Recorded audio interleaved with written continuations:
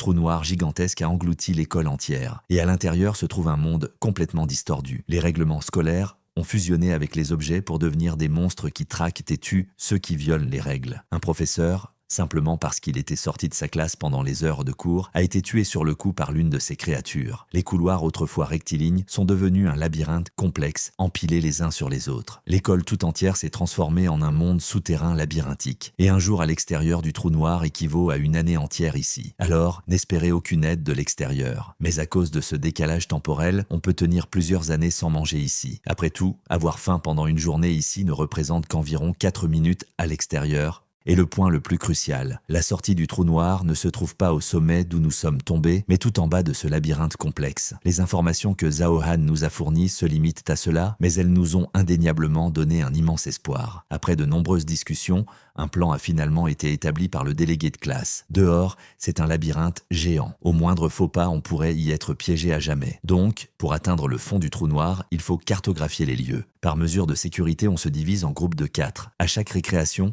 quand on peut sortir de la classe, on part explorer et cartographier. On revient avant que la sonnerie ne retentisse pour le début des cours. Puis on compile les cartes de chaque groupe. En répétant ce processus plusieurs fois, on obtiendra une carte complète du trou noir pour s'échapper. Mais à ce moment, Aquan s'est opposé à nouveau. Dès que les cours commencent, on se fait tuer par le monstre. On n'a donc que 10 minutes dans les couloirs. Ce temps ne suffit même pas pour revenir, alors explorer des zones inconnues. Mais c'est alors que Kim a partagé sa découverte. Quand on est tombé dans le trou noir, c'était pendant la 5e heure de cours. C'est à ce moment que le monstre est apparu. Peu après, la première sonnerie a retenti, signalant la récréation. On a rencontré le professeur pendant cette récré, puis écouté les explications de Zhao Han. Après tous ces événements, la deuxième sonnerie a sonné. En calculant tous ces intervalles, on a réalisé que la récréation avait duré plus longtemps. Peut-être qu'à cause de la distorsion du trou noir, les heures de cours et de récréation ont été inversées. Donc, ces 50 minutes nous laissent largement le temps d'explorer. Le délégué a ajouté, au fur et à mesure que notre zone d'exploration s'agrandira, on pourra utiliser d'autres salles de classe comme zone de sécurité. Ainsi, on pourra progressivement cartographier l'intégralité des lieux. Le plan est établi. Il reste encore du temps avant la fin des cours. On a commencé les préparatifs. On a démonté des balais pour en faire des armes. On utilise nos téléphones comme lampe torche et minuteur. Étonnamment,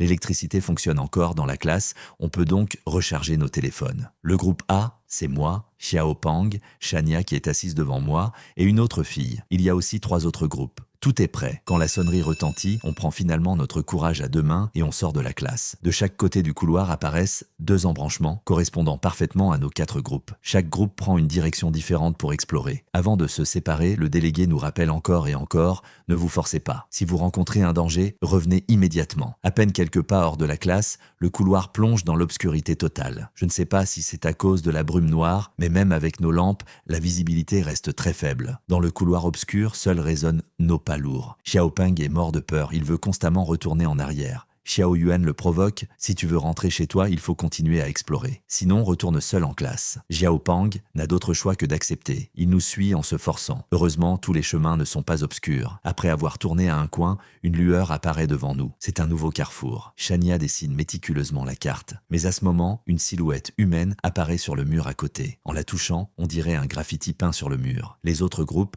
ont aussi rencontré ce genre de situation. Ces graffitis sont symétriques 2 par 2. Pas seulement sur les murs, il y en a aussi beaucoup sur le sol et le plafond. Je ne sais pas qui les a dessinés. C'est alors que je remarque par terre un stylo très familier. On dirait celui de Jiyu, mon bon ami de la classe d'à côté. On était 3 meilleurs amis. Mais comment son stylo peut-il être ici? Quand je lève les yeux vers le graffiti sur le mur, c'est clairement Jiyu. Serait-il possible que Jiyu ait été scellé dans le mur? Je ne veux pas croire qu'il est déjà mort. Je décide de continuer à explorer en suivant les embranchements avec des graffitis. Les embranchements devant nous se multiplient de plus en plus. Mais en avançant, on réalise que quelque chose ne va vraiment pas. Ces graffitis sur les murs semblent tous être des élèves de la classe 3 d'à côté. Est-il possible que Jiyu et toute sa classe aient subi un accident? J'aimerais continuer pour retrouver la trace de Jiyu, mais pour ne pas mettre mes camarades en danger, je décide d'abandonner l'exploration. On va d'abord retourner échanger des informations avec les autres groupes avant de décider de la prochaine étape. Mais au moment où on s'apprête à partir, un cri résonne soudainement depuis l'embranchement derrière nous. Il y a quelqu'un? Je vous en supplie, sauvez-moi. Cette voix surgissant de nulle part nous fait sursauter. Les nerfs tendus de Xiao Peng craquent finalement. Sans se retourner, il court vers le chemin du retour. Je crains qu'il se perde, alors je demande à Xiao Yuan de le rattraper. Pendant ce temps, Shania et moi allons vérifier s'il y a un survivant avant de revenir. Je donne mon téléphone à Shania pour qu'elle m'éclaire. Je passe prudemment la tête par l'ouverture pour observer. Je vois un élève allongé dans le couloir obscur. Il fait trop sombre autour. On ne peut voir que la moitié de son corps. Après avoir vérifié que c'était sûr, je m'approche et constate que sa moitié inférieure est déjà devenue un graffiti plat. En voyant quelqu'un arriver, il agrippe ma jambe d'un coup. « Sauvez-moi !» Il y a un monstre qui transforme directement les gens en graffiti. Il est parti attraper d'autres élèves maintenant. Sortez-moi de là avant qu'il ne revienne. En entendant ces mots, je pense immédiatement au graffiti de Jiyu que j'ai vu tout à l'heure. Apprendre la mort de mon ami me fige sur place. L'élève pleure et supplie par terre, mais à cet instant, une main gigantesque s'abat. Puis, comme aspiré par le mur, il est replaqué contre la paroi. L'être vivant d'il y a un instant vient d'être aplati en 2 graffitis symétriques. Cette main géante reste appuyée contre le mur, murmurant à voix basse « Un dessin, un dessin ». Je suis tellement terrifié par cette scène que je n'ose plus bouger. Shania veut fuir. Mais le monstre se rétracte dans le mur sans faire d'autres mouvements. Bien qu'on semble temporairement en sécurité, je sais que le danger est loin d'être éliminé. Sans parler du fait que dès que les cours commencent, le monstre qui attrape les absents apparaîtra. On doit retourner en classe avant la sonnerie pour y échapper. Mon camarade m'attend encore au coin. Si je reste figé comme ça, il viendra certainement voir et je le ferai tuer à coup sûr. Je dois rapidement trouver le point faible de ce monstre. Je me souviens des paroles de Zhao Han.